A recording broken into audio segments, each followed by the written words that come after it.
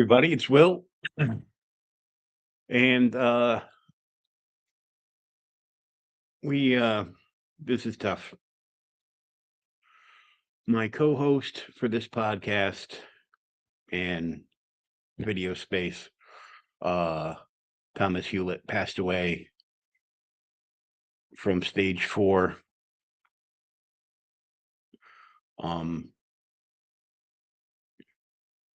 cancer back on May 22nd, 2024. And so needless to say, the show came to an abrupt halt, but I've been talking to a few people and I want to get more of our work back out there so new people can listen to it on the podcast platforms for the audio streams. Because I didn't save the audio for the older shows. And we've been going at this for like almost 5 years. But here I am. So we're gonna start re-airing some old episodes and see how it goes. So this is one that I had picked. It was Vampirella issue 73. The story that we're doing took up the entire book, so it was like close to 100 pages in the book, minus ads. So let's check it out and we'll get going.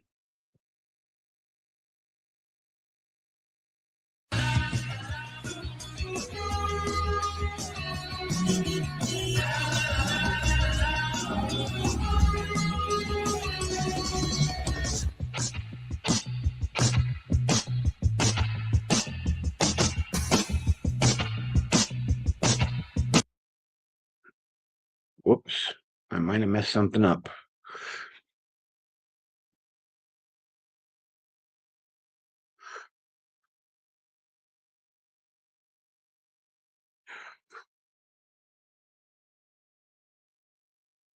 I think I messed something up because there's no audio.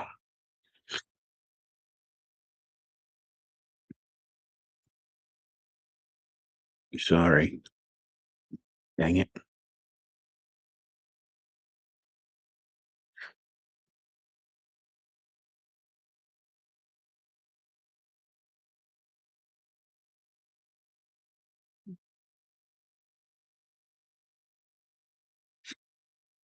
Technical difficulties.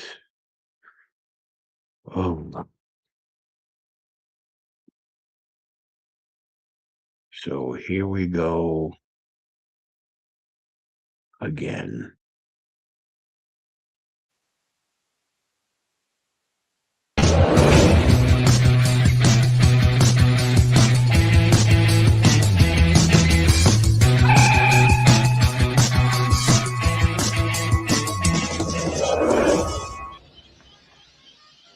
Some days you just can't get rid of a bomb.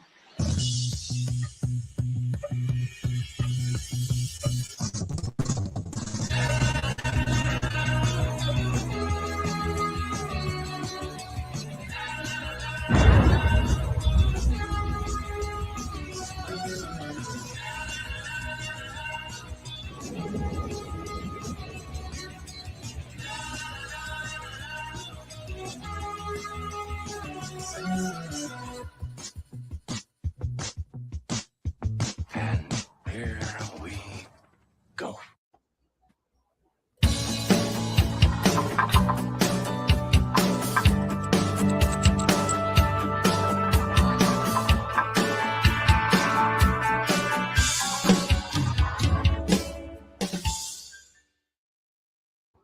Hey, it's Will.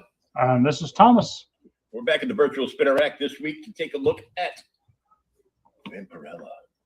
Yeah, they say, is this the virtual spinner rack or is this the magazine rack? This is the magazine rack. But you know, there was a couple of busted wires down the bottom. That's where they used to shove the magazines in like this. But this is one of the few. I actually there's like a tear, like a small tear, like right there on the cover. Yeah, I see it. So other than that, it's a great copy. I scored it for $10 about a year or so ago, and I'm always happy when I can get a good deal on one of these, because if they're even like in a 7.0 kind of condition, Yeah, everybody wants like $20-$30 for them, depending. yeah. They want a freaking fortune for them. Yeah. Well, I looked at the I looked and got sad because the last 2 pages of this book was how you could reorder back issues of Vampirella. Yeah. And even in 1978, this issue had just come out. So they had 72 issues that you could have back ordered. Number 1 and 5, the covers were drawn by Frazetta. Yes. So, and I could tell that just because of the price tag on them. Even Yeah. in 1978, if you missed issue 1 and you needed another one, it was going to cost you $45. Yeah, it was like, it's 25, 45, something like that. But Yeah. now that book is freaking $3,000 or something. Yeah. I have lots of reprints of that book. I've got 1 or 2 reprints of it. They did yeah, I think I got like facsimile a couple years ago. Yeah, I think I got like 3. They reprinted one like back in like 90s 2K when Dynamite first started doing Vampirella. Yeah. And so I've got one from there. And then 1 or 2 others over like the last few years. Yeah, because like the 90s one that's a reprint is comic size. Mm-hmm. It's regular, like the same size as a regular comic book. And the one they did a couple years ago is magazine size. Yeah, and then I don't know if they continued doing it, but they had started basically reprinting the Warren series. And they did like the number 1, and then they did a number 2, and I think 3, and I think that's all they did. I'm not sure on that one. I know I got the 1. I did buy the Dynamite. I think when we did 1, I showed it to you. The Dynamite Vampirella at the first 10 issues or whatever, and hardback. I'd found it at an antique store for like $10 or $20.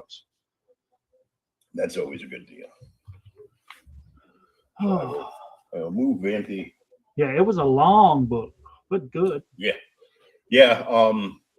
I felt good about myself because, like, as of like yesterday afternoon, before I had to take my old man nap again, because for some reason reading makes me tired. So I had gotten like just over like page 40 in it, and I felt accomplished. I go, there's only a couple pages left. I go, yeah, there's 20-something pages left, stupid. I'm like, oh, yeah. But I sat down, and it was a quick read, so. Yeah, it wasn't too bad. No, not too bad at all. Yeah. So in this part of our ramblings of 2 crazy old guys, this is, I showed it to you in the back, but this is the cryptid laser etched plaque. So they basically torch it to get that charred look. Yeah. And then they feed it into the laser etcher, and then you get like this like awesome golden brown. It's like, you will not remember this visit, or this encounter rather. That's kind of cool though. Yeah. It's cool. It's, thin piece of wood. You could put it up with like 2 of those Scotch like hook things and just like lean it against the wall like that for display. I read the book. It was really good. I enjoyed it. Then I got volume 1 of Life on Korra, the hardcover. I've got all the originals and first prints. I love the color palette on this thing. It's like all blues and purples. Oh, sweet. So it's really great looking, and it's for all ages. This is the closest I will be reading to My Little Pony. So, and I got the remark from the creator, and this came to me all the way from New Zealand. I'm still waiting. You didn't tell me it was New Zealand. Oh yeah, and they got like, he knocked off some black and whites that he scanned in to do coloring pages for people, and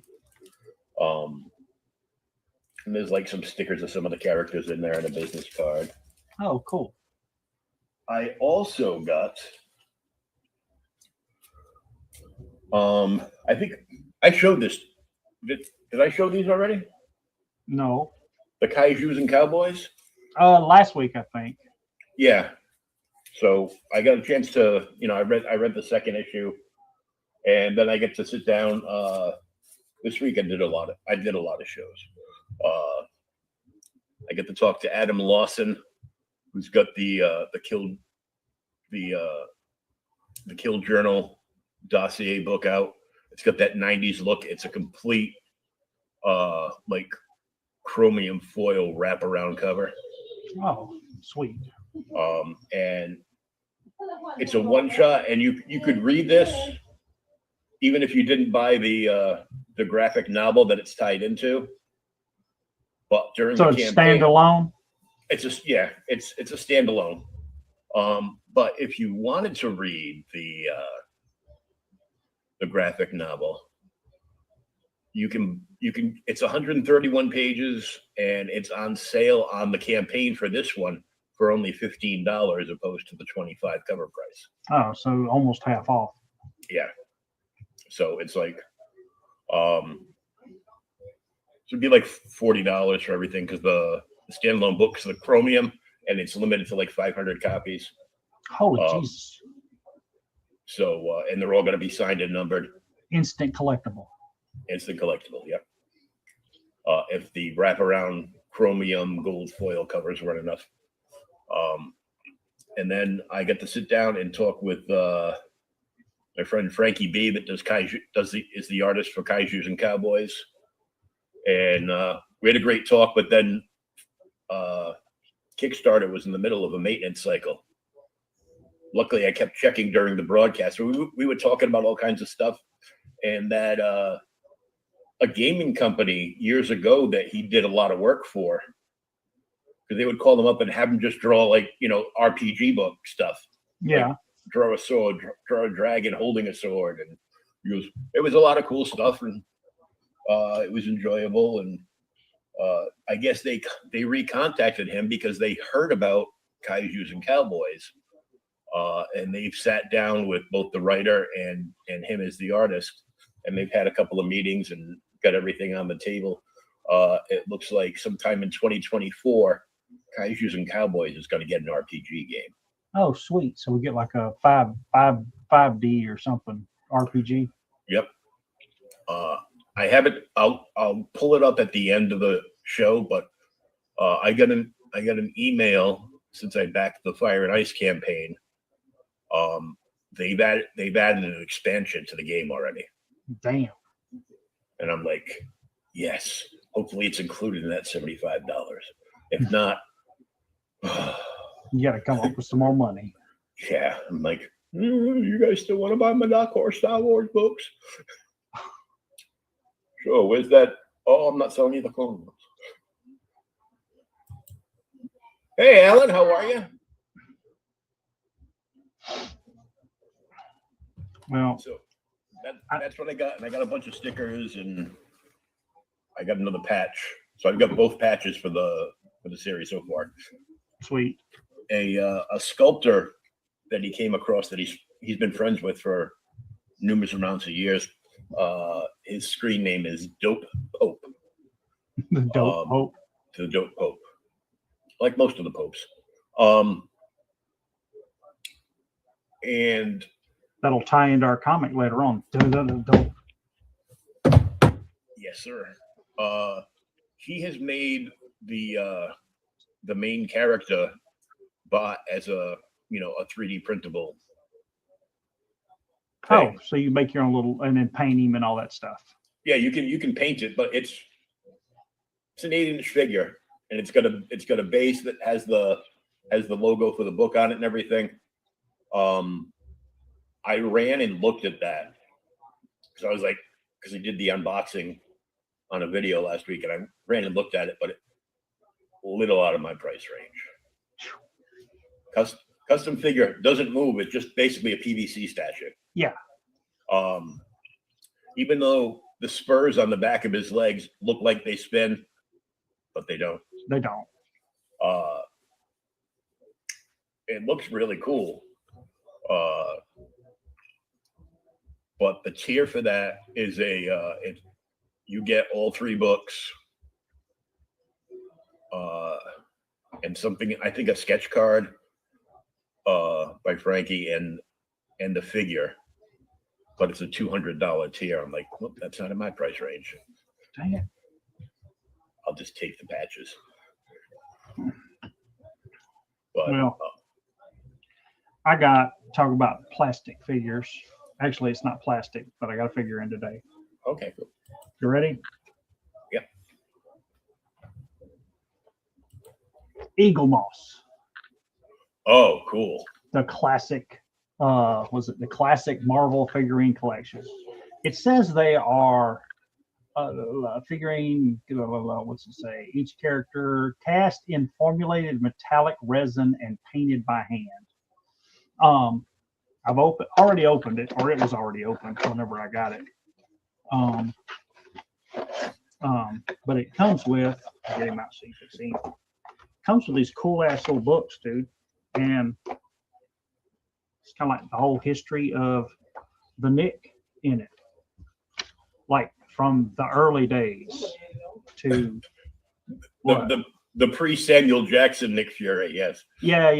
This is the original Nick. Yeah. Let's see, there's him in World War II before he lost his eye, all that stuff. And then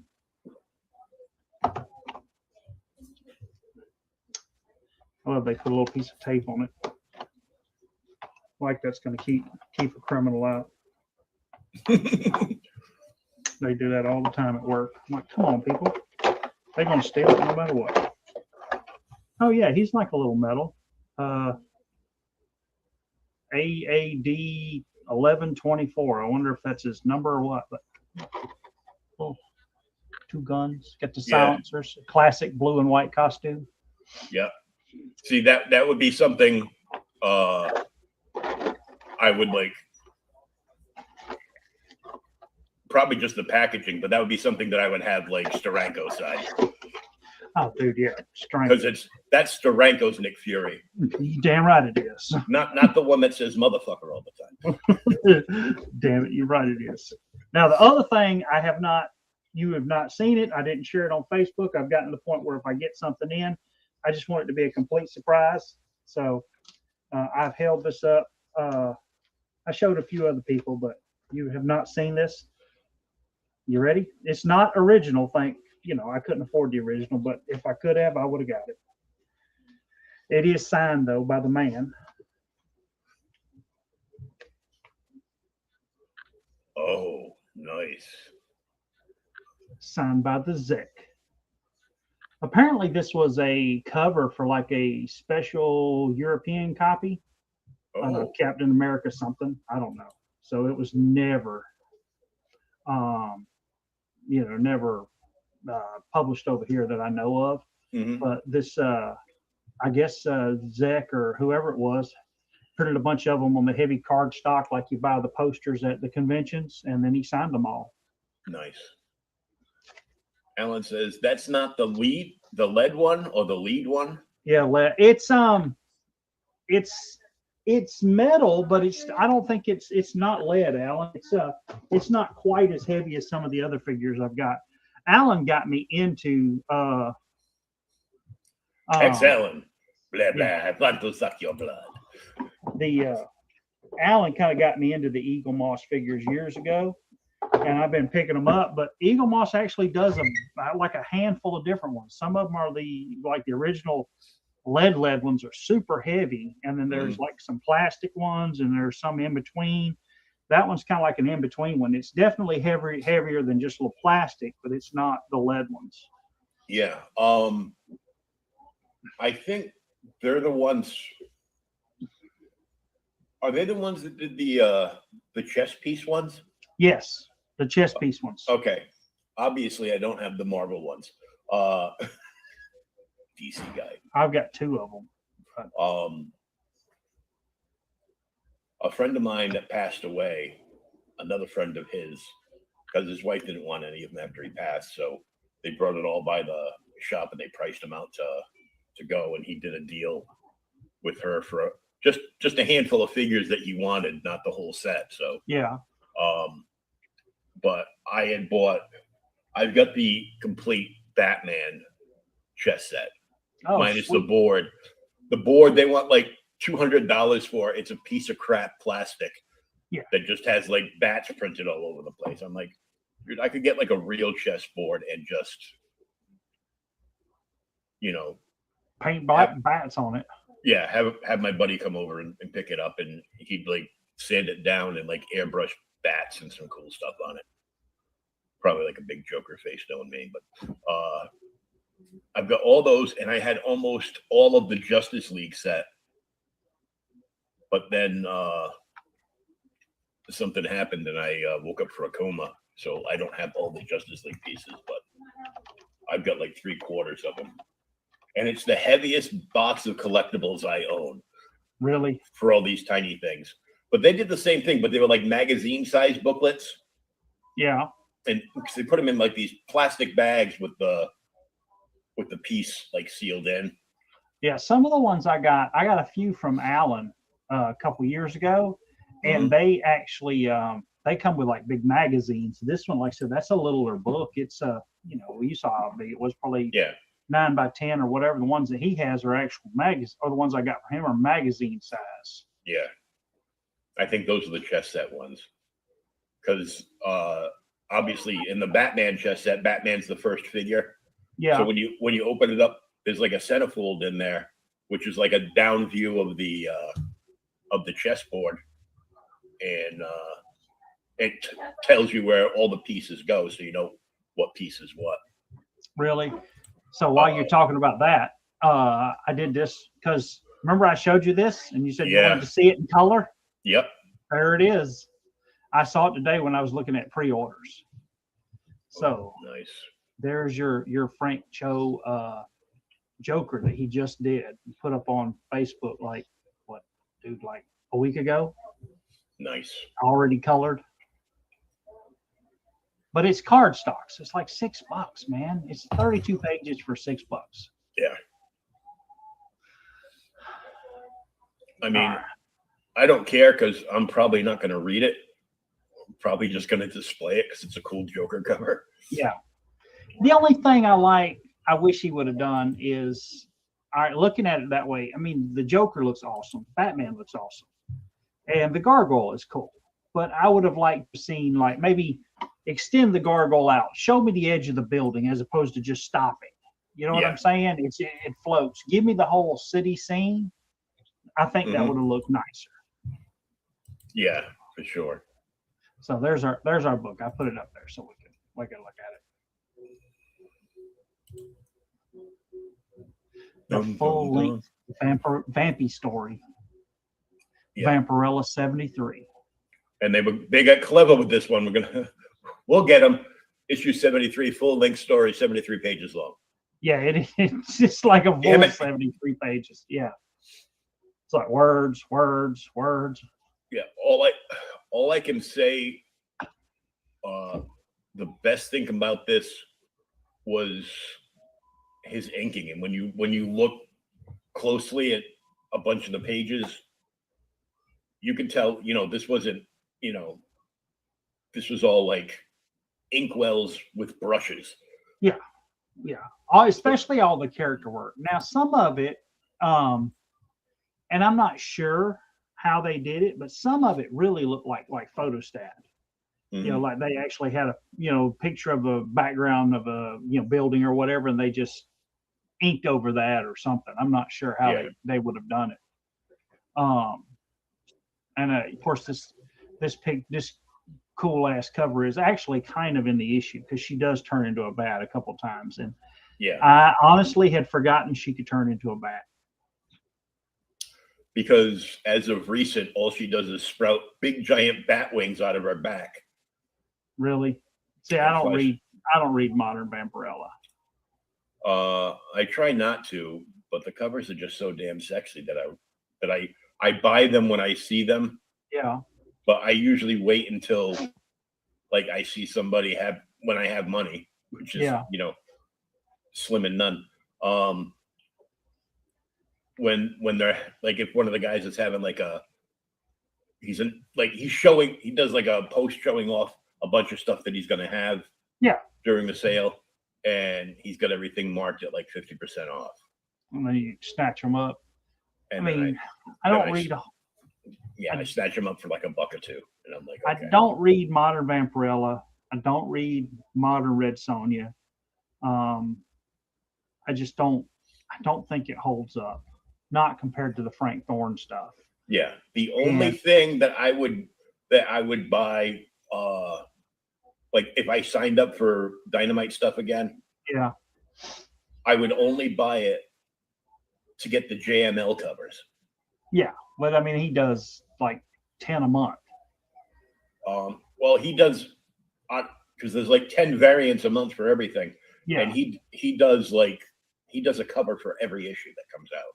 yeah, he does the Deja Thoris, Red Sonja, Vampirella, and he does Betty Page. So I know he's doing that's at least 4. Yeah, there's like at least, so he does like at least 5 covers a month. Do you remember he was doing Conan variant covers back when Dark Horse was doing Conan? I think he actually did like the first arc of Conan, like interiors too. No, he didn't do the first. He didn't do the first arc. He did an arc, I think. Yeah. But he because the first arc was Gary Nord. Oh, that's right. Because Yeah. it was freaking amazing. Yeah. Like first 20 issues or something. But yeah, but he did do an arc, and then he's doing covers for a while. Yeah, and then he's like, well, I don't have anything going right now, and they just, you want to be one of our variant cover poster children?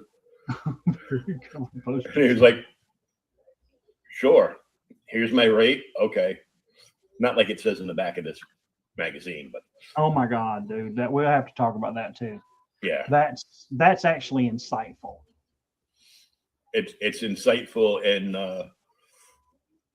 just stirred the pot for my hate of Marvel corporate / Disney nowadays, because that sounds like the whole thing where well, you pay, here's all the rates from the guild, and you pay that, and then Marvel went right to, nope, we're going to pay this and this. Where's what? What bat? Oh, it's look over there by where my comics are. Sorry. Wow, you have one spot that your comics are in? They're not like all over the house? I've got some of the ones out here that I'm reading. Oh, the read pile. Okay. Yeah, the read pile. But yeah, well, the other thing on that, we'll get to it later too, is where they were talking about everybody gets a flat rate, and they actually talk about, well, you get, here's an A quality artist, and here's an F artist, F quality, and they all get paid the same rate. That's kind of crappy. That is crappy, and obviously they can't do that nowadays because, well, one, every artist working for either Marvel or DC all think they're superstars. Yeah, and some of them are, but some of them aren't. Yeah, like obviously Alex Ross is. Yeah. JML is, but he's not working for them. He's working for Dynamite. Yeah. And others. And we all know how flippin' amazing Alex Ross is. Yeah. But is he amazing enough for when he does a new X-Men 3-part connecting cover, that if you want them signed and graded, that they should be $1,500 a piece? Oh yeah, you told me that last week. Yeah. Yeah. So I guess Alex is taking, stepping into Neil's shoes and charging $50 a signature. So yeah, I think and that's what's funny though too is when we skip too bad, but they talked about the difference when you break down on inking, writing, and art, which was crazy.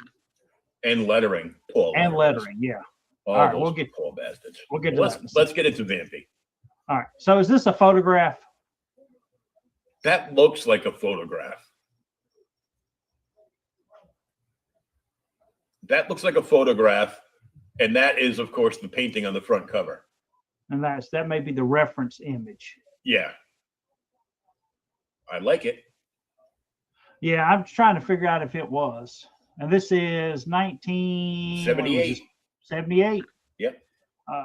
Editor-in-chief James Warren, senior editor Louise Jones. Louise Jones, she was married to somebody, right? Maybe Bruce Jones? No, what? It may have been. So Hex Allen thinks it looks like a photo too. Yeah. All right, cool. We're not all losing our mind. So yeah. Well, technically. Damn it. They were worried about my brain damage when I came out of the coma, and I said, "No, he's always been like that. Don't worry." Damn it. Art director Kim McQuaid, Susan First. Half of these people. Bob Larkin did the cover. I know Bob. Bob's cool. It's a beautiful cover, though. I love the colors on it. Oh yeah, the cover's really nice. Just trying to decide whether it was a photo or not. But yeah, so we think it's a photo. That's the reference photo, and then we got the cool cover. Now, this is probably the second most famous Vampirella artist. Past was it Gonzalez? And this is Gonzalo Mayo. The other one was Luis Gonzalez, I think. Yeah. And of course, the most famous one is somebody Rosetta. it's Rosetta that did two covers. Yeah, he did two covers. He did two covers, but when he does something, you want it. Matter of fact, I couldn't fall asleep the other night, so I went on YouTube, and it's funny because now it's the 40th anniversary of Fire and Ice. Yeah. So when you search on YouTube for Fire and Ice to watch it, the first one is they want you to buy or rent the movie. Yeah. And then one or two down, it's free because it's been on there free for like ever. Yeah. So, I watched that and I was like, okay. And then I couldn't fall asleep, and then my phone died, and then I fell asleep. So, damn it. But So either way. a gathering of demons. So it opens at the Hartsdale Asylum. And now this is actually probably around the same time that Arkham Asylum first shows up in comics. Yeah. Which kind of it kind of hit me there. But yeah, look at this art. See, that almost looks like a photograph to me as well, that they've just they've laid the photograph down and traced it and then inked it. Yeah, it's almost like they said, well, Rankin Bass did it on that last Lord of the Rings animated movie. Let's just do that. Yeah, I mean, even the door. Look at this door. But so there's two guys here, and they're walking along in the asylum, and they hear the screams there. So there's nothing you can do for her, Mr. Brewster. She's been screaming for months, 3 months, solid months. Her vocal cords must be raw. I wish there was something we could do. What's frightening her? Demons, her own private demons. And you see the poor lady screaming, and she is surrounded by demons as the doctor just closes the little door because he can't see them and walks away. Mm-hmm. Now, are they real or are they not? Yeah. Are they lying or are they Memorex? Memorex, damn it. Yeah. So they head down as they go down the hallway, they actually talk about her case. Have you tried to shock it out of her? Shock treatments don't, the shock treatments, the works. I've done everything. Nothing stops her. And from her history, I'd say, it's an ugly term for psychiatrists. She feels she's possessed. From her history, I'd say you weren't far from wrong. And the guy's like, I'd be interested in hearing it. I've got it on tape, as told by the man who brought her to me, Professor Conrad Van Helsing. The whole Van Helsing family is in this issue. Yes. And it's kind of funny because like the last time we did a Vampirella book, she had tried to get back together with Adam Van Helsing. Yeah. And in this issue, they're like in dead heat of the romance, living together, and The whole 9 yards. yeah. Yeah. Oh yeah. So he goes back and plays the tape here. Are the demons listening? We don't know. But dude, this lady is old as dirt. So we find out that the lady. That's not nice to say, birthday boy. Exactly. Damn it. Hold down from here. The lady's name in the insane asylum there is Chrissy Collins. We find out when she was born, and she went to good schools, all this until she had these troubles and was brought to the insane asylum. And the story starts essentially this older lady is going here to check on one of her tenants, I think it was, and she finds him strung up and he's bled out. There's no blood on the floor, you can see. Then he was just screaming. And then, the next day, here comes our newspaper, and we're at the Van Helsings here. It was like 2 days ago. Penn Adam, here, you better talk. Let me speak to Vampirella. And this is Conrad. Dude, he's blind. Did you get that? Yeah, I didn't catch it at first, and then it's like, oh, yeah. Yeah, I thought he was just had some big ass glasses on, and then you keep reading, and he's like, oh no, he's actually, thank you, sir. He's actually blind. So yeah, this is there's Conrad and his son. Yeah, so this is Penn. Let me speak to Vampirella, and then here's our story, our Vampy. Ladies and gentlemen. It's a good picture. Yeah, it is. Damn it. The incredible Pendragon and his horde of performing demons. They're everywhere. It had to take a while to ink all of this. Oh yeah. I mean, when they first called him Penn, during the every time he came on into a panel, I'm like, yeah, okay, there's Penn. Where's Teller? Damn it. No, I kept thinking when I saw I didn't think Teller. I was like, oh, Pendragon. I just kept like the whole King Arthur thing keep popping. But we find out, Wednesday evening backstage at the New York's Plush Disco Cabaret. Vampy, baby, you were sensational. That illusion with the demons had us crawling all over our seats. Mere hypnosis. Lad, on a somewhat grandiose scale. I dare say, however, the Minx could never have pulled it off without my dexterous distraction of the audience. Okay, Penn, you were good too. Satisfied immeasurably. Dude, she is on him this whole damn book. Mm-hmm. I mean, the whole thing. She is just get off of him. Give him time to read, woman. It's suddenly getting chilly in here. Really? It couldn't be anything because you're not wearing any clothes.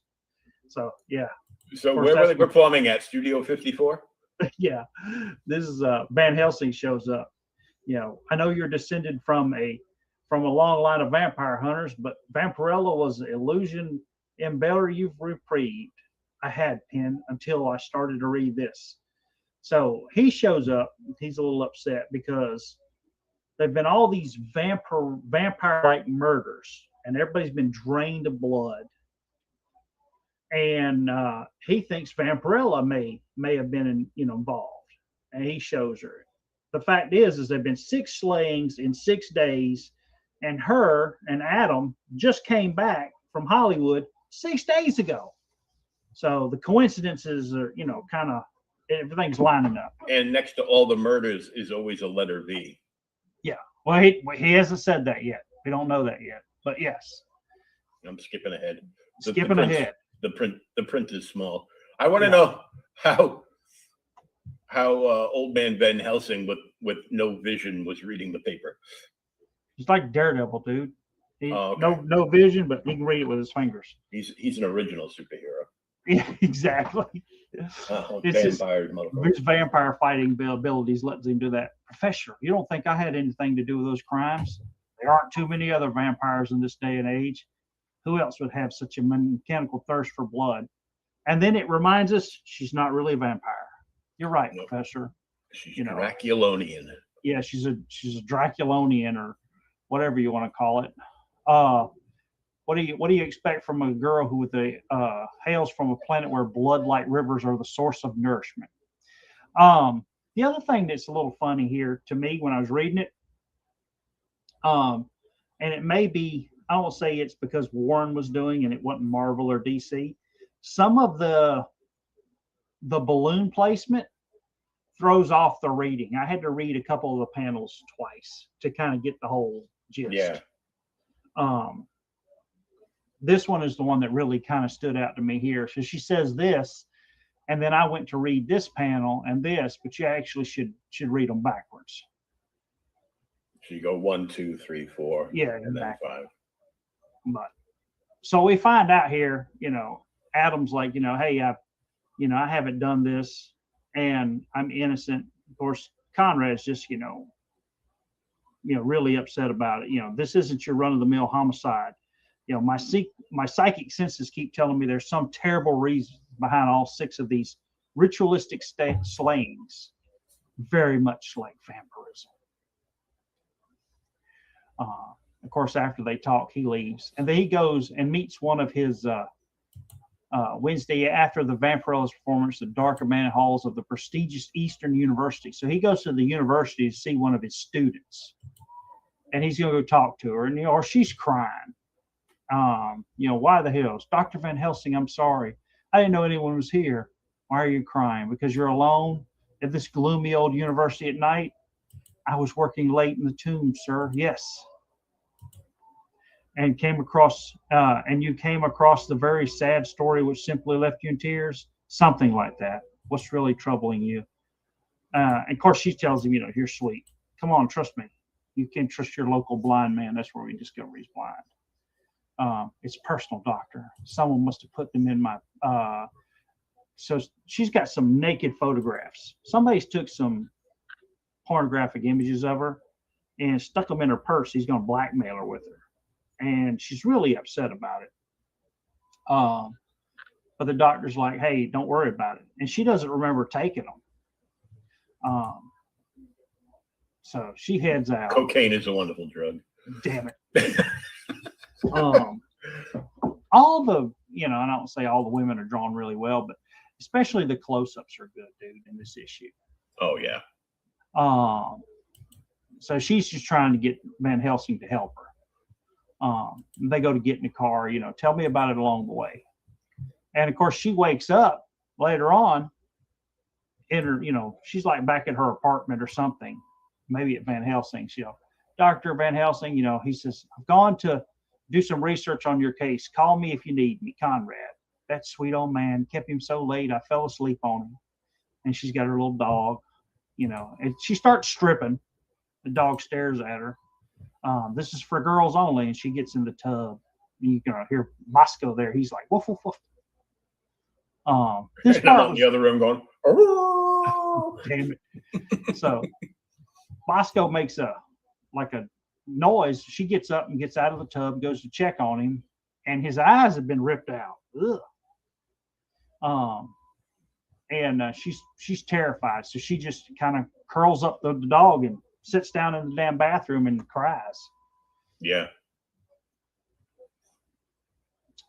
Now we move forward to Thursday, and here's Arthur and Vampirella, who, dude, she's like wearing absolutely nothing. This is like her nightgown or something.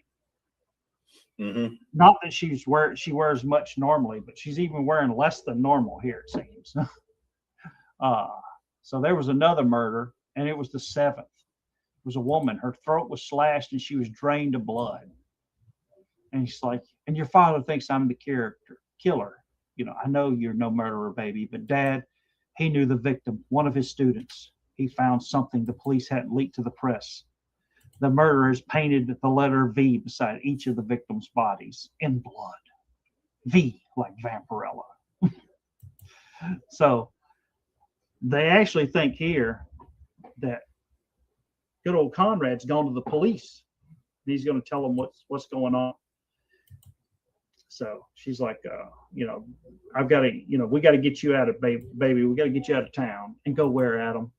If they really think I'm the killer, they'll hunt me down no matter what. So she's going to do, cool Batman thing here. She's going to actually go out, try and find the killer and redeem herself. But first, she's got to put her outfit on. It's like, that's all of it right there. See?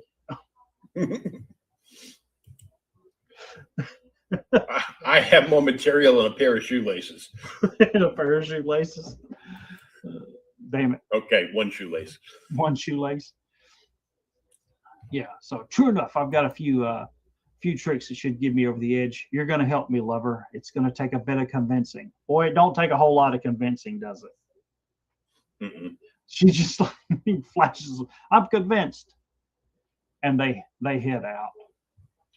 Now this next little part here, kind of lost me for a minute.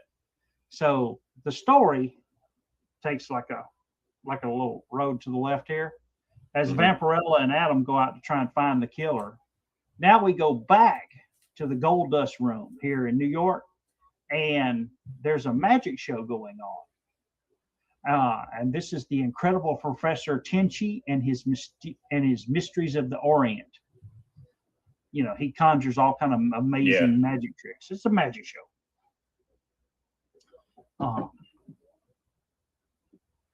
Twists and turns and transforms into loathing serpents. Of course, there are all these monsters that appear, and it's all illusion. So he's really, getting the audience involved here. Master of illusion. Bravo. Dun, dun, dun. Yep. So now we get to find out that Mr. Tenchi here, he studied his works, and, he's trying to learn all of the magic he can from him. And we find out that Tenchi is actually in town with some other people, because they're all going to come together later on. My youth, this guy tells him, my youth never progressed beyond the crimson circles. I found true sorcery fought with terror. So with this part, we discovered that he's kind of like Vampirella. He's actually doing real magic, not illusions. This is not David Copperfield crap. He's dealing with real demons and all that. But our guy here that's brought Tenchi into town couldn't deal with it. He knows it's real, but he's too spooky. He's too spooked about it, so he doesn't deal with it. That's why he's an alcoholic. Damn it. That's why he's an alcoholic. Right there. See, Yeah. glug, glug, glug, glug, glug. He needs a bigger flask. Yeah, pompous fool. Your arrogance is excelled only by your stupidity. You need to tell people that at work. I'm sorry, Father. They will be reckoning in 2 days. We can afford to have nothing go awry between now and then. I assure you, my son, ours is the most precarious position. I understand, Father.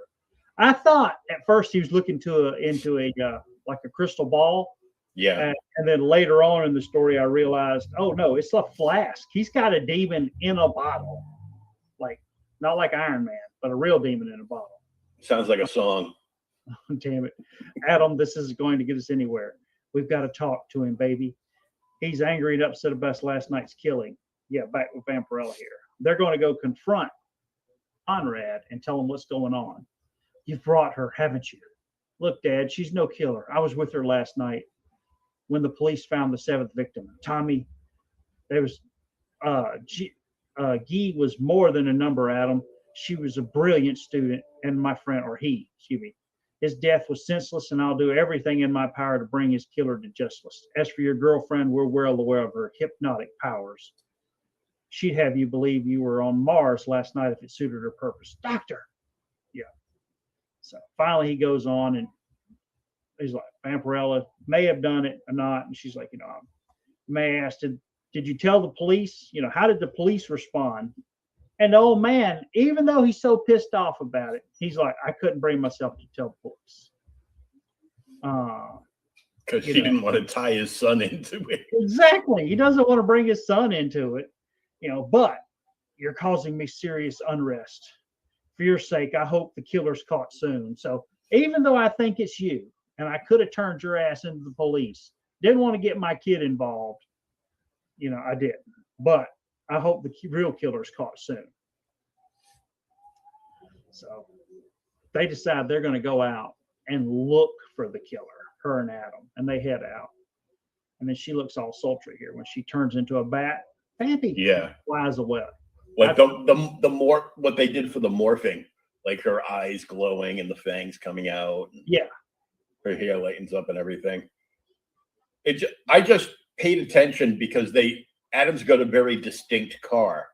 Yeah. We find out because somebody that likes to wear blue a lot recognized the car. Wonder who that could be. But in that bottom panel, that looks a lot like Black Beauty, Green Hornet's car. Maybe I have to see it again. It's been a while since I read any Green Hornet comics. So she does fly around, and she actually goes hunting to try and stop the murder. And of course, she can't. This poor wino bites it. So he's an alcoholic too. So he bites it. And she shows up as she sees him hanging upside down, like draining blood everywhere. Mm-hmm. On the lamppost, a body in the shadows. Of course, she gets down there and she tries to stop it. When murderer. And do you recognize this guy? Yep. This is one of Tenchi's guys. The son. This is the pompous fool who attacks her. What's the matter, little brother? Can you not defend yourself against a woman? I'll finish her. No. And they get in a huge fight. Dude, he does stab the shit out of her, though. Yeah. He stabs the crap out of her. And, of course, the police do show up. They see the body hanging, and they see them run away after they stab Vampirella and chase them down an alley. But they disappear. So get back there with the other one before she disappears, too. They get back. All the blood's dripping, but Vampirella's gone. I liked this. Okay. To me, this is one of the coolest parts in this book. She gets stabbed, she turns into a bat and flies away, and she's still damn bleeding. Yeah. She doesn't, a lot of times some comic books and that kind of stuff she would have healed when she did the transformation. She doesn't here. Matter of fact, she bleeds for the next little bit. She can't even fly because she's dripping blood there. Still a couple panels later until she finally brings herself down and can't hold her form anymore. Yeah. And crashes into Adam's car. Oh, I don't know. The form she ended up with is pretty damn good. Wah wah. Oh, good God. So, baby, what's happened? The killers, I found them. But, I let them get away. God, they tore you up. We've got to get you to a doctor. But he can't take her to a doctor because they'll see. She's an alien. She's an alien. And a vampire. And a vampire. How's the doctor going to concentrate with that outfit on her? Exactly. So, they head off. They're going to go back to the house and try and patch her up as best they can. And this is where the police, the ones in blue, see her car. It's like, oh my God. They look at that. It's the same Fox from the APB. How do you know? This is where we know she wears a red jumpsuit. Even in the dark, red bikinis like a neon sign. So they start chasing her.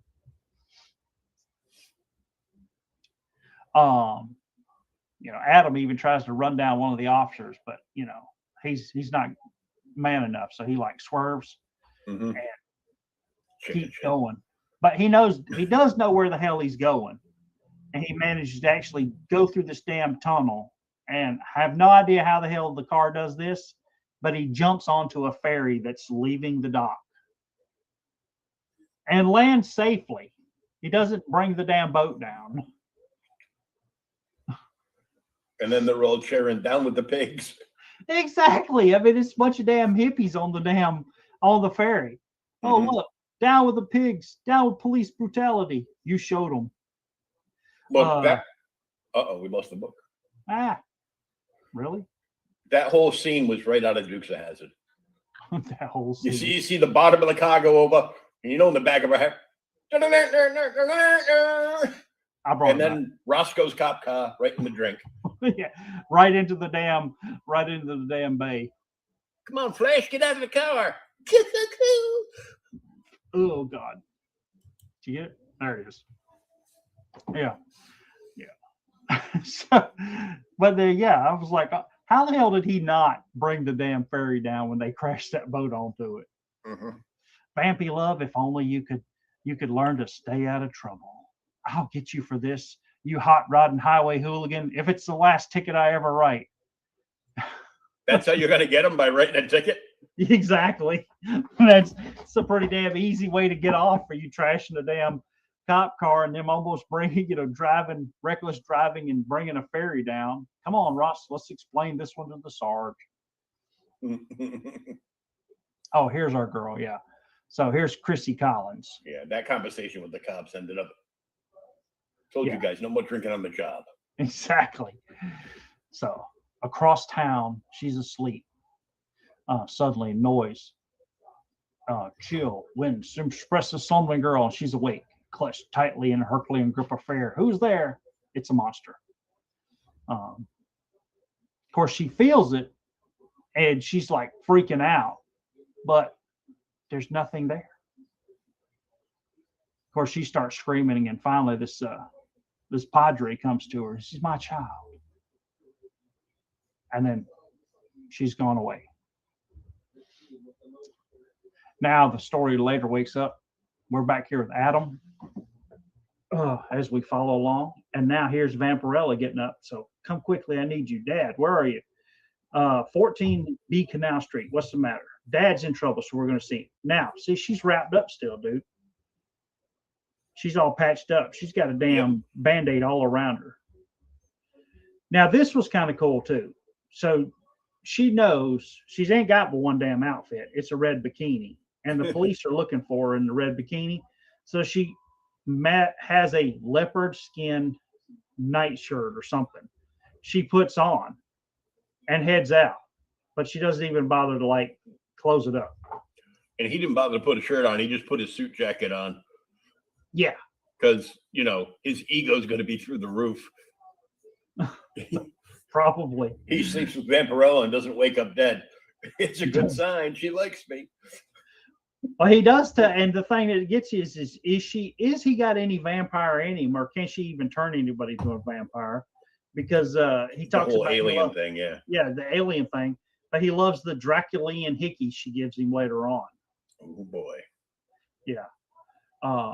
It's Dad. He's in apartment B. He needs me. Dear God. So here's the girl, Chrissy. She's like screaming and hollering. Adam, hold her, son. Help me, calm her down. So now we get some. This is some. What do you want to call this? Cat fight. Risque art area or cat fight. You can't stop me. The power of the dark is mine. She kicks the shit out of Vampirella. No power on earth will hold. And she appears to be bloody naked. Yeah, or she's got like next to nothing on, like panties and a bra at most. Well, for the 70s, I guess she must have shaved. Yeah. So, kill. And Adam hits her with a damn table lamp, or goes to hit her with a table lamp, but she knocks the hell out of him. You dare defy the dark powers? Of course, now she's going to kill his ass. Or try to. Yeah, try to. Vampirella manages to stop him, but she runs away. And then there we see, I can't believe, right through the window. 3 stories straight to the ground. Dude, she hits the ground and runs. And she's racing into the street like she didn't feel a thing. It no longer is Vampirella. Chrissy Collins now belongs to them. Can't you smell them? The demons. And then there on the floor, or not the floor, but the ground outside the house, is the Padre. Must be working that street corner. Yeah. He must be working that street corner. Damn it. That, and you get the cool exorcist look. Yeah. He gets out of the car. Yeah, that had to be done I think that had to be done on purpose, because it's like right over the movie cover. Yeah, dude. It's a familiar figure, a man of servant of God, who earlier that night professed to help the horror-plagued Chrissy Collins. He just walks off into the darkness. Now we find out kind of what's going on. The Padre's involved, Father Joseph here. It's a long climb, it's a long climb for him. He goes up there, tell that to the Vatican. And to what, pray tell, is going on up here? And there's Chrissy. And she's like freaking the hell out. Mm-hmm. I know you're growing impatient, but it won't be long now, my pet. Just 2 more days until the reckoning.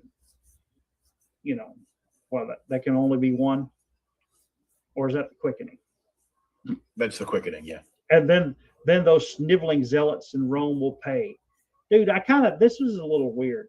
So I've waited, he says, I've waited a long time, 55 years, and I've done their bidding. I could have been a cardinal by now if I were Italian.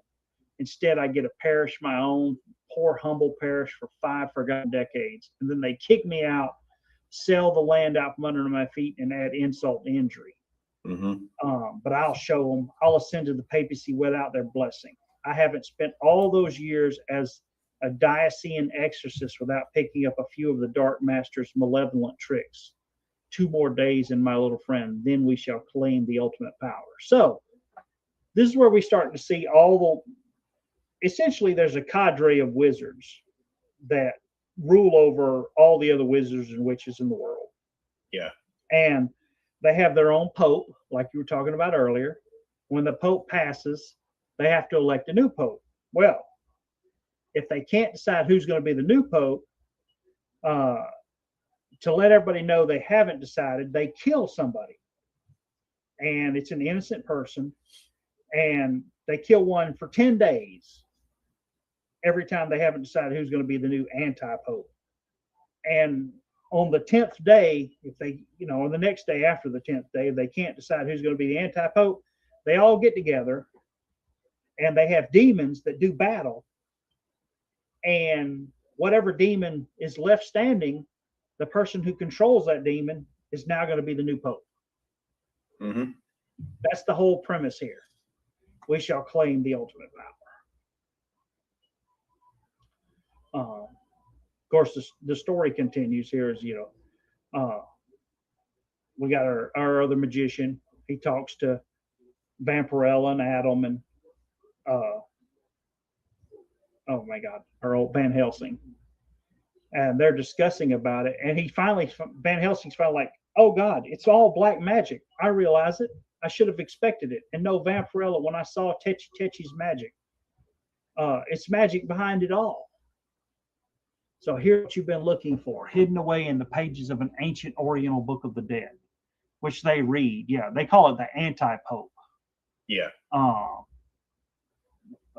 Handful of bishops, priests, and the exponents of their beliefs. When the high pope is unable to fill his sanction, when he dies, the council of archbishops combines. So that's where there's only 10. It's made up of 10 of the most powerful, highest-ranking wizards. They travel from all parts to convene at their current Vatican, which is in New York. This is how we get nudity here. This is how we know this is a magazine and not a comic book, because it's not comic book code approved. Nope. That's why they went to magazines. Yep. When the Council of Wizards meets, they have their own way to informing the disciples that no anti-pope has been chosen. An innocent person is slain and his body is drained of blood. At the end of 10 days, the death of their 10th victim and the selection is made, there's a gathering of demons. And this is why we saw the one earlier in the bottle. We've seen 2 of them now. Quite each contrary possesses a minion of hell, which is forever at his side. It is a battle, Vampirella, awesome apocalyptic terror-filled battle. The wizards do not assail one another. The demons literally rip their hosts to shreds. So the demons actually possess people's bodies and attack each other. So now that they've got that down, they've discovered it's black magic. They're on day 7. So they're only 3 more days before this crap happens. And they bring all kind of terror to the city. They talk about, earthquakes, the London fire, raising of Chicago, all of this. This is all the wizards that were doing this. I do like they lay out all the murders, kind of lay out to form a pattern, and they start tracking them down. We might have enough time to prevent another killing. Of course, they call the police. Yeah. But the police had already come to that same conclusion when the older Van Helsing calls, but they actually struck a different point only a few seconds ago. So now they lay it out and they head out toward them. The theater's the same way, dude. I really think it's some kind of, the backgrounds are almost like some kind of photostat. Yeah. It throws some of the art off.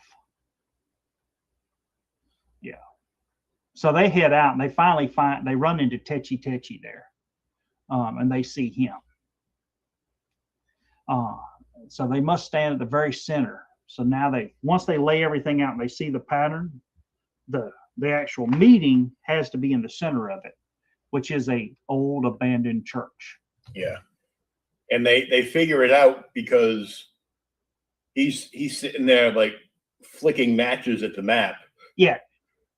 And then when they bump the table, it forms something to let you know that it wasn't the letter V next to everybody. It's the points of a pentagram. Yep. Yep.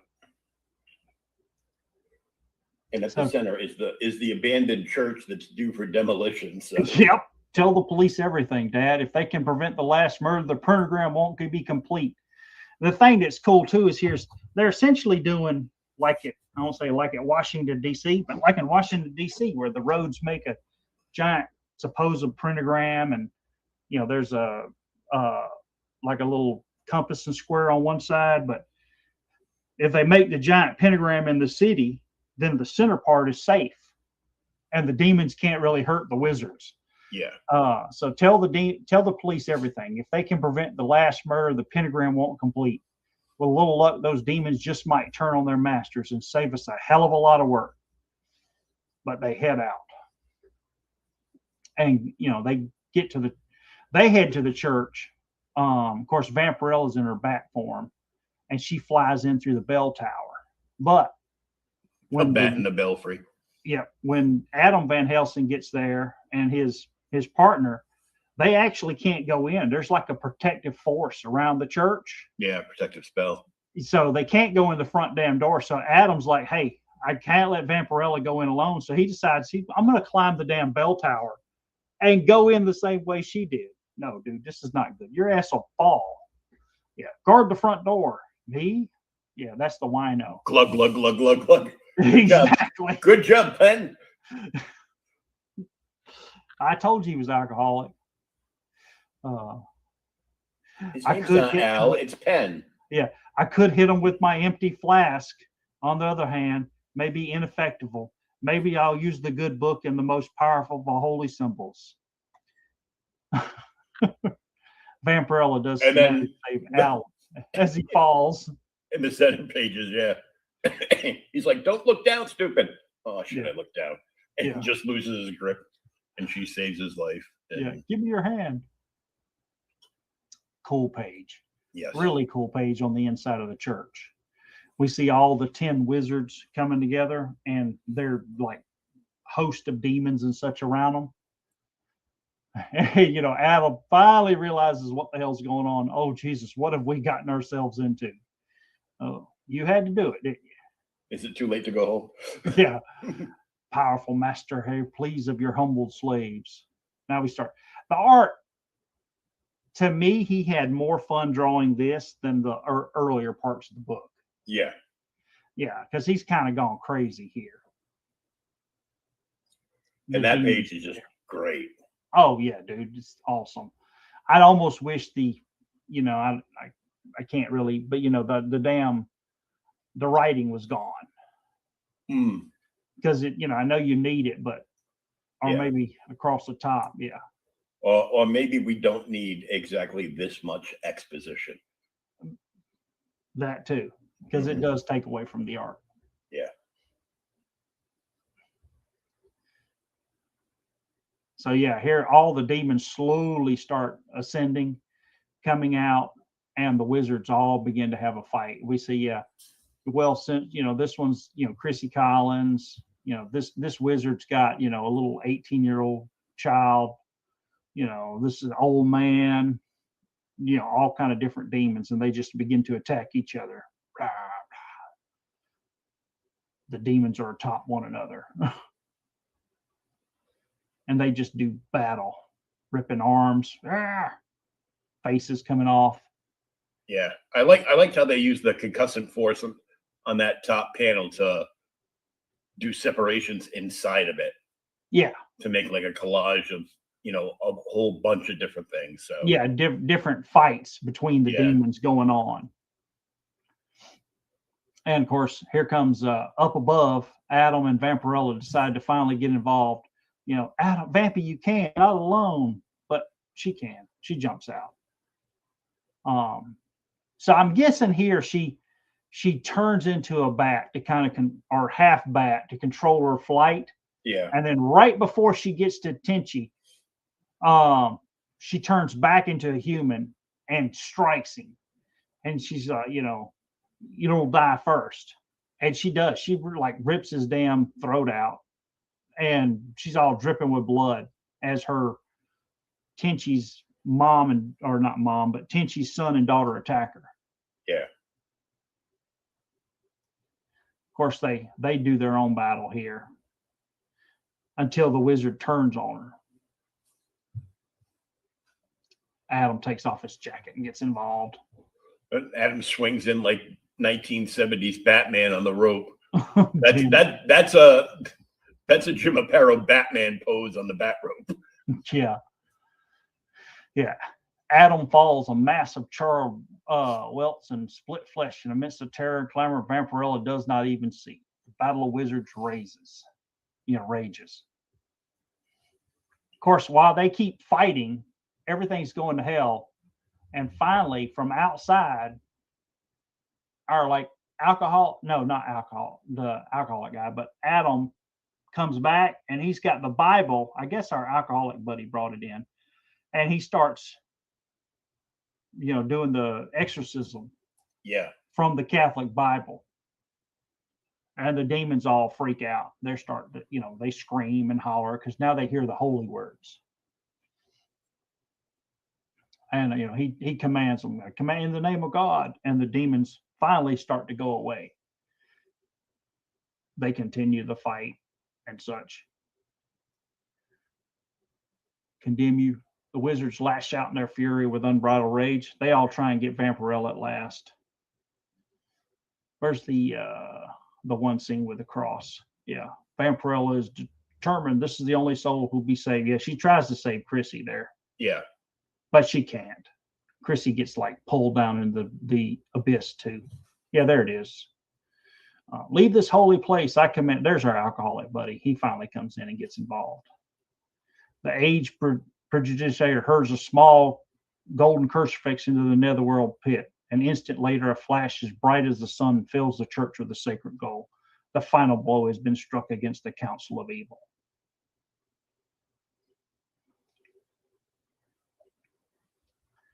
So the professor, he goes back. Illusion? No, it wasn't me. And now we discover, so we're back at the insane asylum. And this is why Chrissy, who did manage to make it out and end up in the asylum, screams and hollers because she went through all of that shit with Vampirella and Adam and the demon monsters. Mm-hmm. And she cannot do anything. What do you think? I think my young friend that the demons took her away a long time ago. It's her mind. Her mind is shot. Yeah. And apparently the hero of this book is the Bible. Yeah. It saves everybody. Yep. I was like, wow. They never write a story with the Bible in it nowadays. No. The book the story is good. Like I said, it was a standard Vampirella story for me at the time. It Mhm. was a little long. It's not Totally. it's not particularly convoluted, but there's a lot going on in it. Yeah. But I mean, it can be, it can be simplified a little bit more. But yeah, I really liked it. Art was really good in parts. I think the second half of the art was definitely better. Vampirella looks great as always in these books. Yeah. Um, That's the point. that exactly. And we even got a cat fight, and the monsters are good too. Yeah. And we can tell he had a blast drawing that big splash page with the demon coming out of the pit. So Oh yeah, that one. Where's that? Right, right here. Yeah, yeah. that one. I mean, dude, that one, that page is good. Some of the damn splash pages were amazing. Yeah. The splash pages were TSR worthy, shall we say? Oh yeah. So I still don't get the jump. I do like I said, the blood. That was really cool. Where she stays bleeding. Yeah. They would have done away with that in some comics. Like the Hulk. Yeah. Bruce got shot. I'll just turn into the Hulk and it'll be magically gone. Yeah, that was awesome. Yeah. Panel.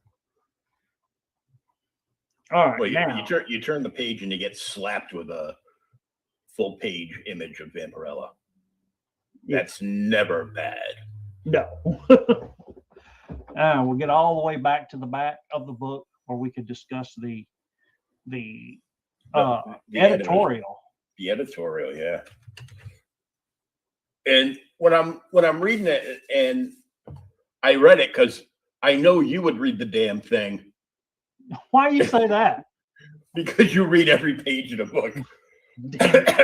And you knew that I would probably, the only reason I stopped, it said the comic books. I go, oh, what's this about? Yeah. Because otherwise, afterwards, I spent like a good 15 minutes, being sad, depressed, and nostalgic all at the same time by reading all the Star Wars stuff. And then laughing hysterically when they showed the Darth Vader costume, which was basically like a Ben Cooper Darth Vader, like 2D mask like this. Yeah. And apparently they made a hoodie out of a hefty trash bag and stamped the word Star Wars on the chest. That was the Darth Vader costume. And they were selling the damn thing. Yeah, I'm like, they did better when they made the actual Ben Cooper thing. They were selling that thing. It was probably, I don't remember how much it was. I have it right here, so I'm gonna look at this. That was just like, you're failing. I saw the Star Wars bed sheet set that I had forever. Locked my dog in the room and she pooped all over it. That was no good. I cried for a week afterwards. Damn it. They couldn't call, there was like a third party company, not Kenner, selling lightsabers, so they called them Star Wars Force Beams. Oh my God, I missed that part. It's opposite the pillowcase ad. Oh, there is. I don't know if it's going to show up on the thing, but it's like in the corner right there. My mic a little bit. Oh God, yeah, I see it. It looks more like a sand people than a sand person than it does Darth Vader. It's like it's a hoodie trash bag with a plastic face mask. Damn it. I'm surprised they didn't just be like, just throw one of those Long Ranger masks in there. That'll be fine. Because that's what they did with the Superman costume originally. Just give him like a red Long Ranger mask. It's fine. Because one year I was going to be Superman instead of Batman. And then we got it out to the car and I opened it up and go, there's no mask. I told you there was no mask. I go, nobody's going to believe I'm Superman. I had to bring it back in. What do you want instead? Batman. Again. You could have saved yourself probably like $100 if you would have just stopped throwing the costume out after Halloween. Stop throwing it out. You didn't grow out of it. No, I was still skinny until I hit puberty. Damn it. Then I had to be a vampire. You had to be a vampire. All right. So this editorial, I do love at the bottom. The opinions pressed on this page are exclusively those of Mr. Branicelli. As such, they may not reflect the thinking of Warren Publishing Company's management or employees. Poop wars, Yeah. or maybe dog wars, or fresh poop. Damn it. So the comic books, what hath Congress wrought?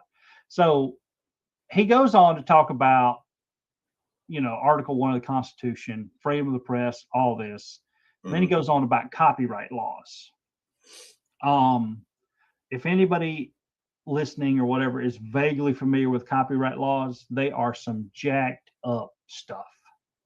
And they have been extended multiple times. That's how the hell DC still has the copyright on Superman. That's how Disney still has the copyright on Mickey Mouse.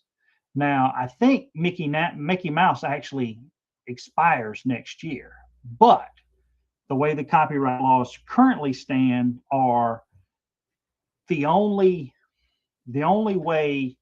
version of Mickey Mouse that they would no longer have copyright on is the first rendition of Mickey Mouse from Steamboat Willie.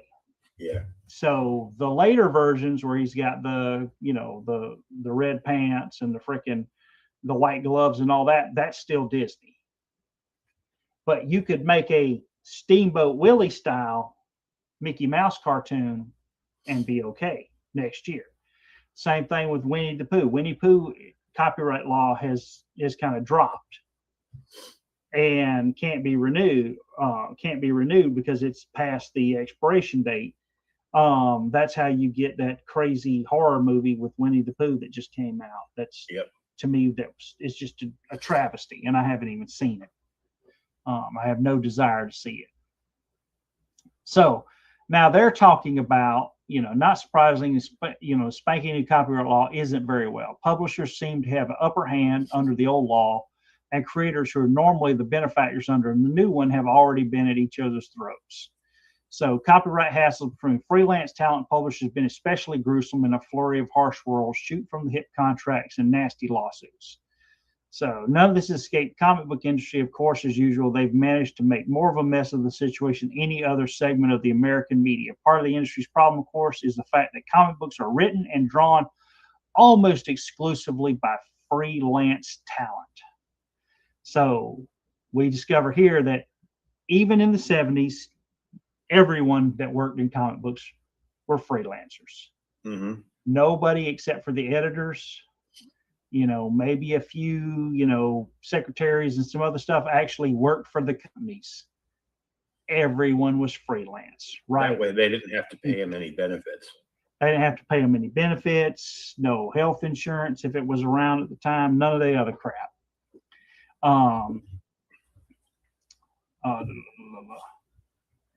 So comic books are written by freelance talent. Part of the problem is creators and publishers never acknowledge the existence of the old copyright law, and part of the comic book companies have always been largely minor league thinkers. So back in the day, when you got a check from Marvel before this, and they talk about it here, Marvel stamped it. And essentially, if you cashed the check, you agreed to the stamp that the work you did to get this money was owned by Marvel Comics. That was their for-hire defaulto stack. Mm-hmm. And he talks about, the old Marvel Comics work to right state. Exactly. Or right to work state, whatever. Yeah. Newest laws is directly unsure, but get it while you can, nickel and dime mentality.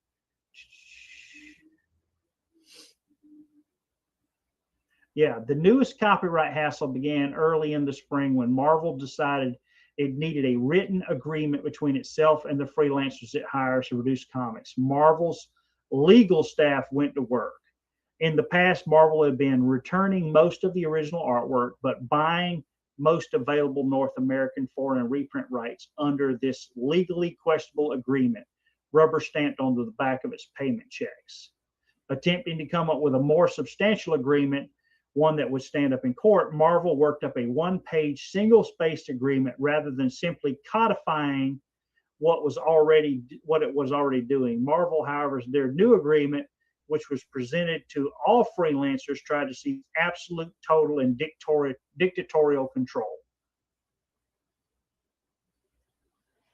So, if you got it, they got all the rights. They could publish it as much as they want, North America, the whole 9 yards.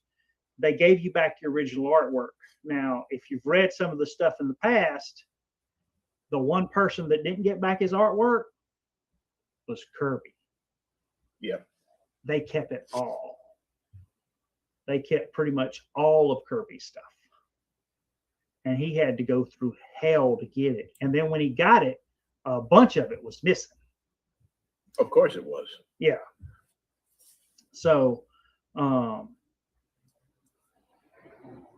so it gave them exclusive copyright proprietorship. Now, I did not know this until a couple years ago, but one of the first people to start the creator rights movement was Neil Adams, because he was so famous at the time.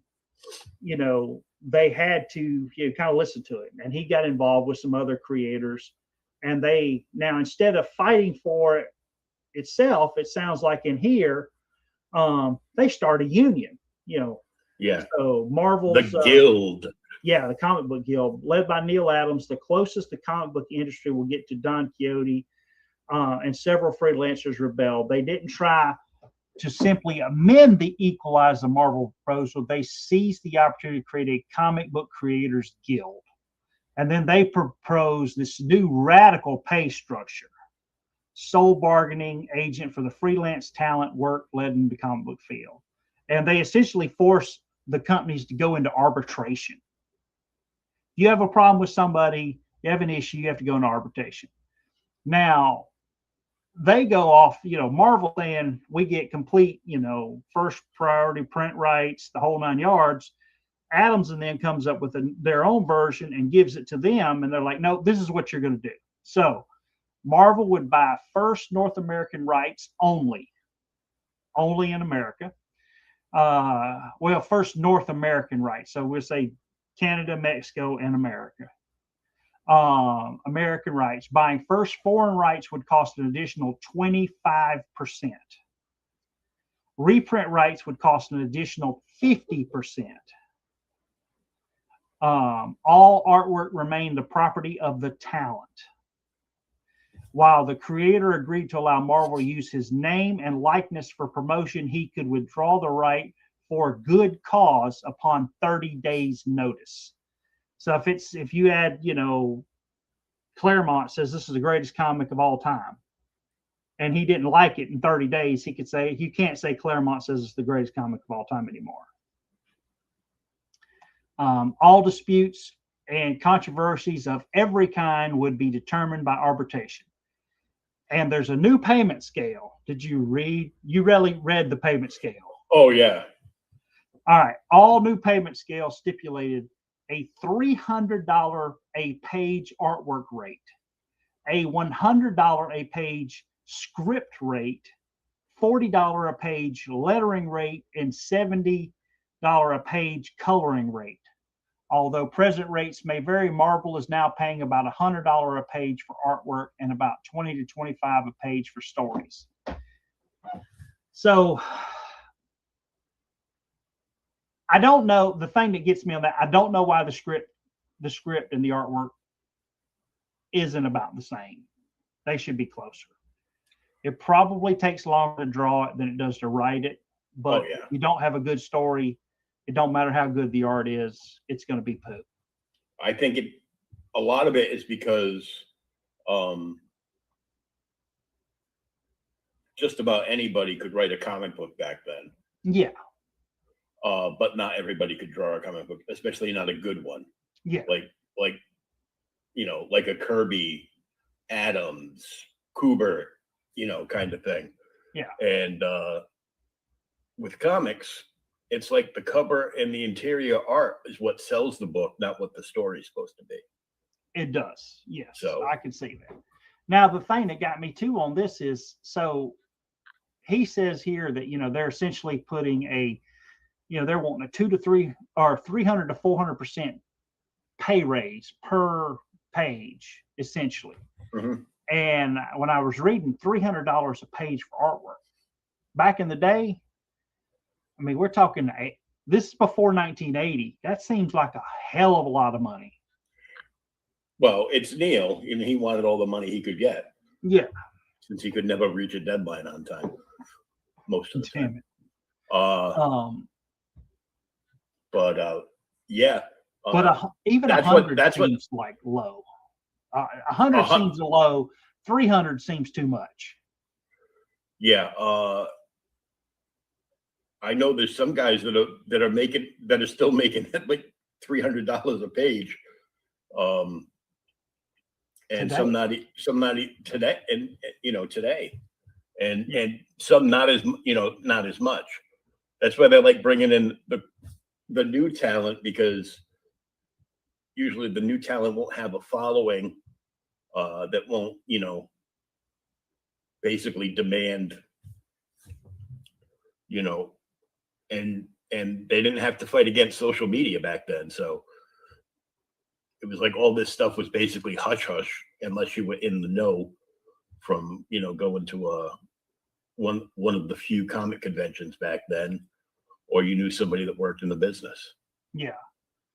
So he goes on. It says, okay, so will the companies agree to 300 or 400% raise in an already marginal industry? Who knows? And then who really owns the artwork, especially material depicting characters already owned by the company?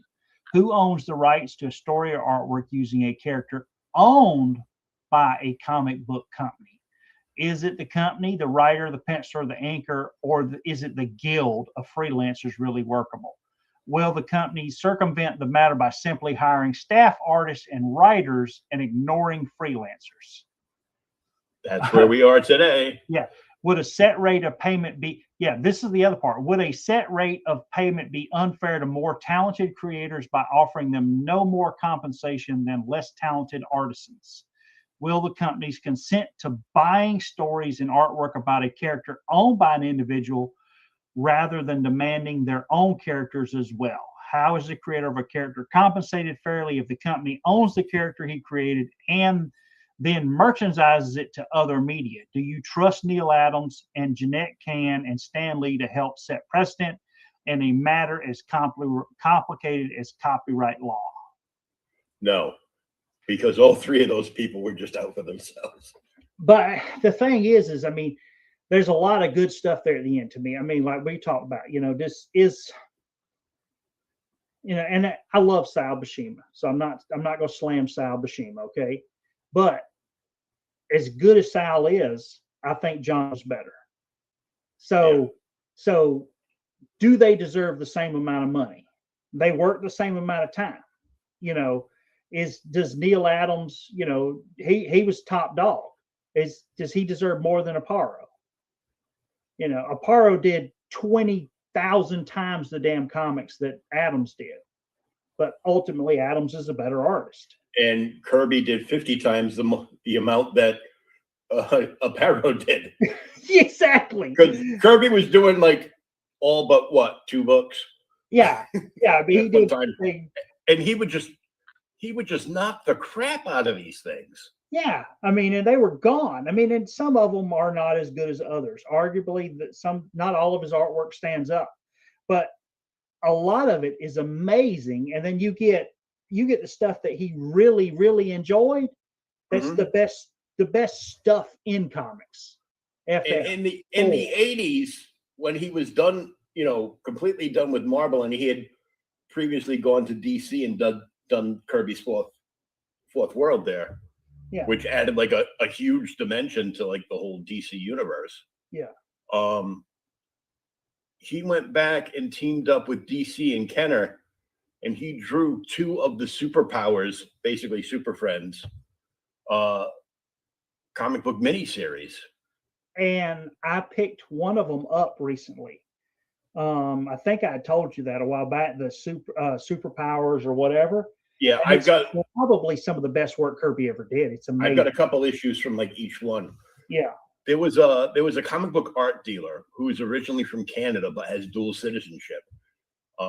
Back when I was working at the club, he used to stop in there because he used to hire girls from the gentlemen's club Yeah. to dress up in cosplay, and he'd give them like, a G note to just like hang around and be his, gopher. And, they would draw like all the guys into the booth. Yeah. He had in his possession, because Jeppy that owns Previews was in hock to this guy, owed him tens of thousands of dollars. Damn. The first painting Alex Ross did for the Overstreet Price Guide, Yeah. I think it must have been like a Marvel thing. Like I think it was like the Avengers or something. Yeah. It's like Captain America. I think it was. Yeah. Jeppy had bought it off this guy and a bunch of other ones too. Never paid him for it. Damn. So he had to go in and take it back. But this guy had Jack Kirby's original artwork for the Kenner Superpowers line. Oh, sweet. It was like wider than my wig span and about so it's probably like 4x6 Yeah. feet.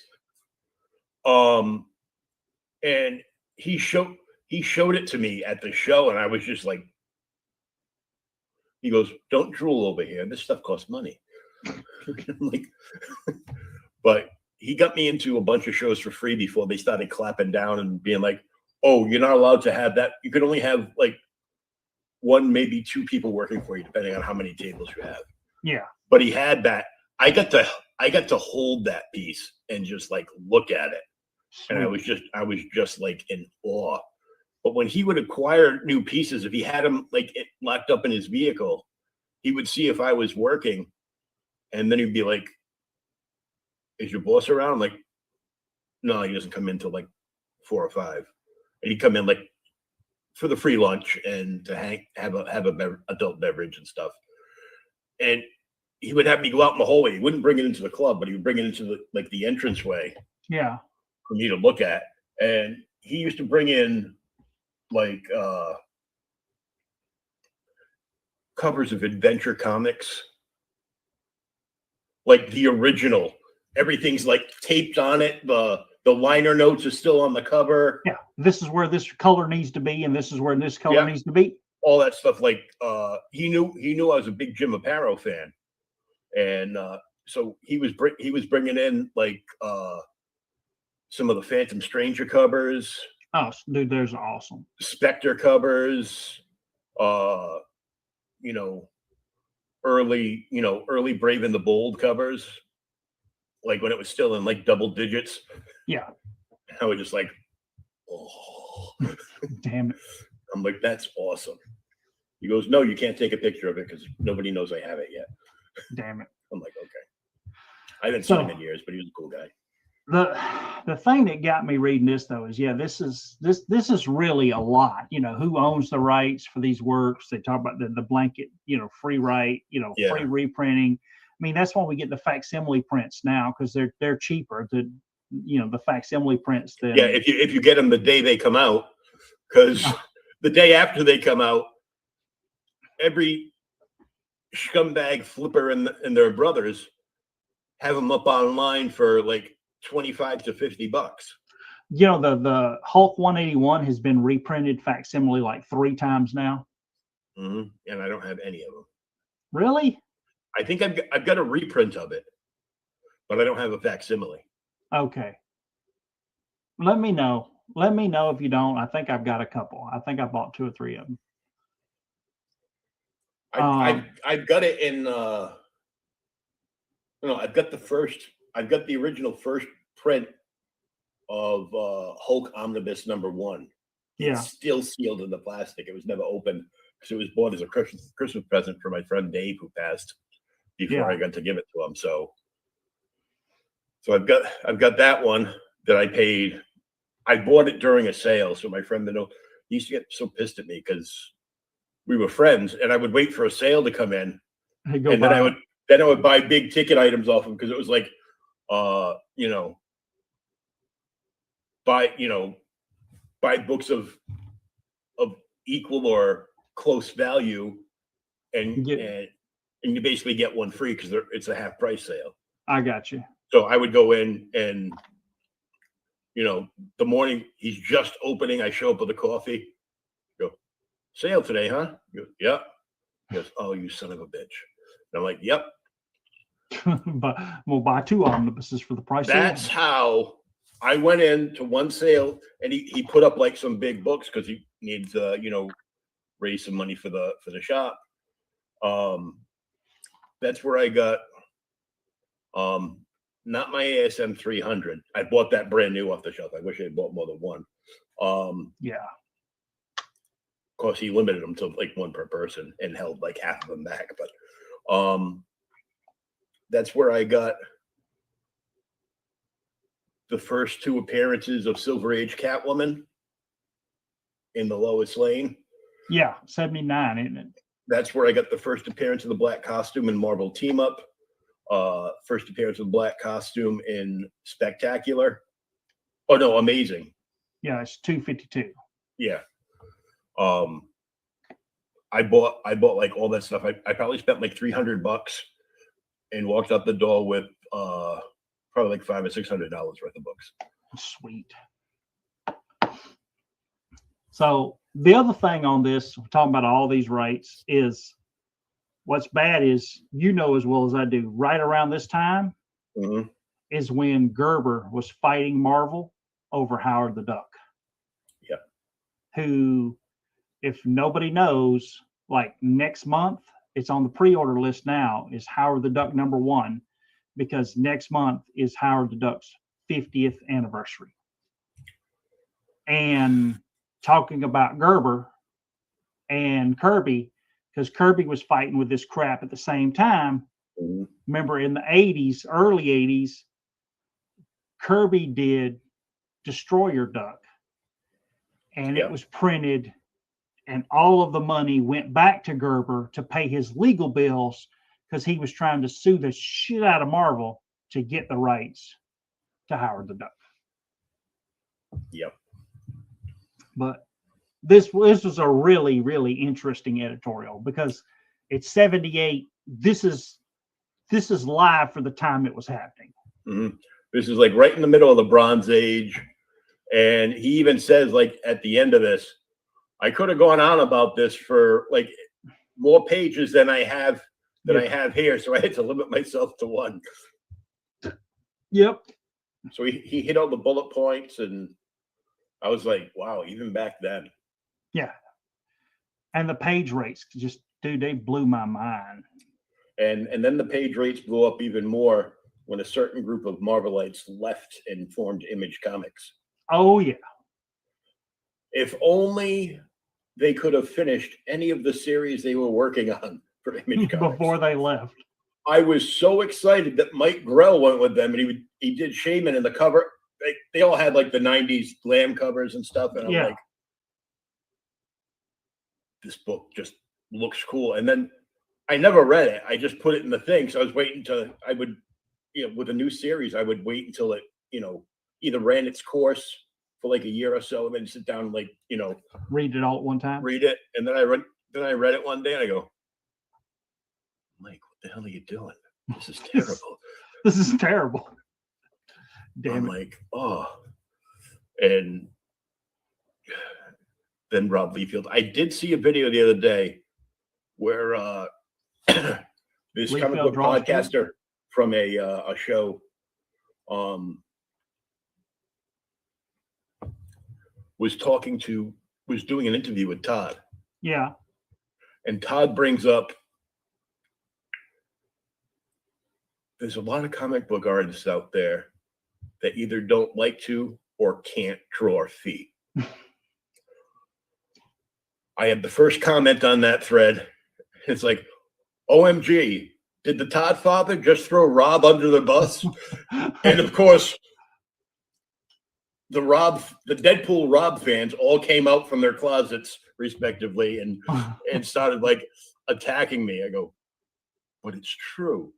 And then afterwards, further down, because a lot of people were like on my side, but there were a couple of, there's always the internet trolls.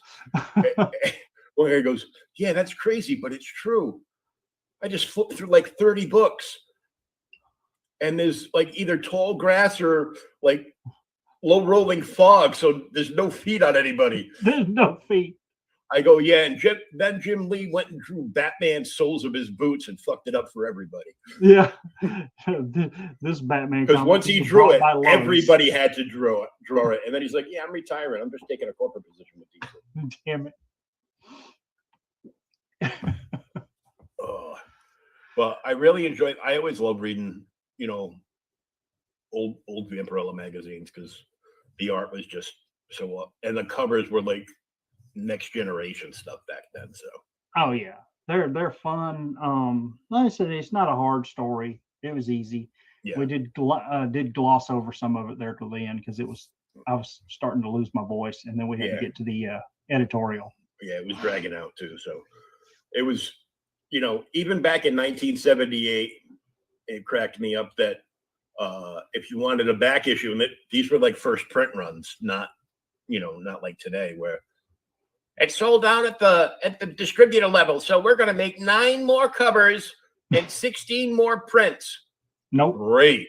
Back in 1978, if you never got a copy of Vampirella #1, even in October 1978, it would cost you $45 for issue 1, yeah, and $25 for issue 5, which are the 2 Frazetta covers. Dang it! And #1 had were there Frazetta interiors in that? Any? No, Okay. I think a few, but not a full story. Yeah. Just like the introduction of the character in like issue 1, where she's like the big giant bubbles in her bubble bath are covering up her naughty thoughts. That's it. Yeah. If- And I was like, dang it. and that was just 2 years ago. 2 years ago. Oh. All right. So you made me read that long ass story. So yes, I know I'm fucked for next week. no. I was going through books the other day. I'm like, something I wanted to read. And I don't think we've ever read a Dark Horse comic on the show. Have we? I think we might have, like, like a Red Sonja or something. Yeah, I think we did Red Sonja, but it wasn't Dark Horse. No, it was the Marvel. We did like the Marvel ones. I don't think we have. So, are you ready? It's I a hope two-parter, so it's 2 issues. I can't bitch. I just picked out a story that was 73 pages. Predator meets Magnus Predator Robot. versus Magnus Robot Fighter. Yeah. Oh, I remember that. Did you read it? Part of it. So the covers are by BWS. Barry Windsor Smith, of course. You can't go wrong with that. Because Barry Windsor Smith was one of the chief, him and Frank Miller were 2 of the chief artists in the original Valiant company. So The story is plotted by Jim Shooter. The dialogue is by John Ostrander. The artist is Lee Weeks. famous So- on Daredevil. Dude, I mean, this is like a freaking Mac Daddy creative team. And I'm like, yeah. why the hell haven't I read these yet? And I can't remember when I bought them. I just found them the other day. My problem was I only ever had one of them. Oh, really? I think Now- it's the first cover. That one right there that you're showing, This one? the Predator cover. Well, Yeah. That's the second. So Yeah.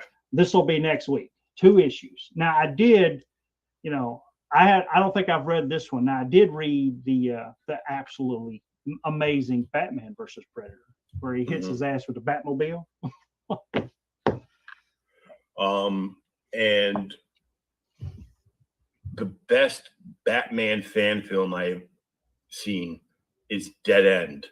Yes, if you have not seen Dead End, go and freaking Go watch. on YouTube and search for Dead End Batman fan film, or just type in Batman fan films and look for Dead End.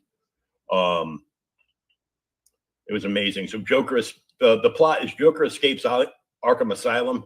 Yeah. And he's on the run. He's got the things. The actor that played Joker in Dead End actually ended up committing suicide. Oh Lord. And it not from the fan film, but yeah. He had other problems.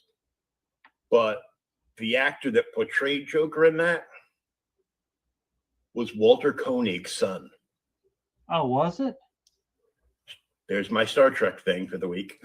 Damn, dude. It was Walter Koenig's son, yeah. They had a great Batman playing him, and he ends up in a battle with the best Predator costumes I've seen in my life. Better than anything they've used in the damn movies, those cheap Hollywood schmucks. These things were like blow you away, blow your socks off looking. And they were all different. They were like multiple Predators. Yeah. So they were all different Predators. And there might have been another creature in there too. Yeah. It's a great damn. It's worth the 10-minute watch or whatever. Yeah. It's only like 10 minutes, but after you watch it, you're going to think that you spent like a half hour, 45 minutes watching it. Yeah. And that's without restarting it like 10 times. So. So get back here next week. Same bat time, same bat channel for Predator versus Magnus Robot Fighter. Yep. It's a comic book. We're not, coming out as Predators next week. Not mine. No. We're not. Damn it. We're just reading this great book. All right. Thanks to Alan and Hex Allen for coming in and hanging out in the chat, plus all the lurkers. Yes, I played Batman Dead End on my stream at least once. Yeah. Great fan film. He knows. Hex is in the know. So thanks for hanging out, and we usually get a few people and some lurkers whenever we do a Vampirella book for some reason. I don't know why. Pervs. And that's just the guy that picked it, yeah. So we'll be back next Thursday, Lord willing, for another double shot. Good night, gents. Who walked in?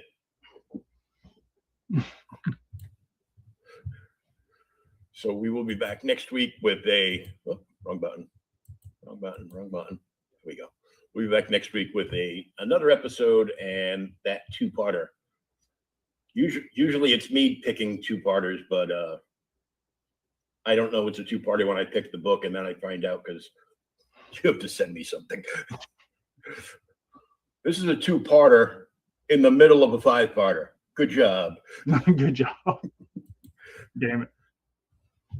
Everybody have a good night, and hey, go read a comic.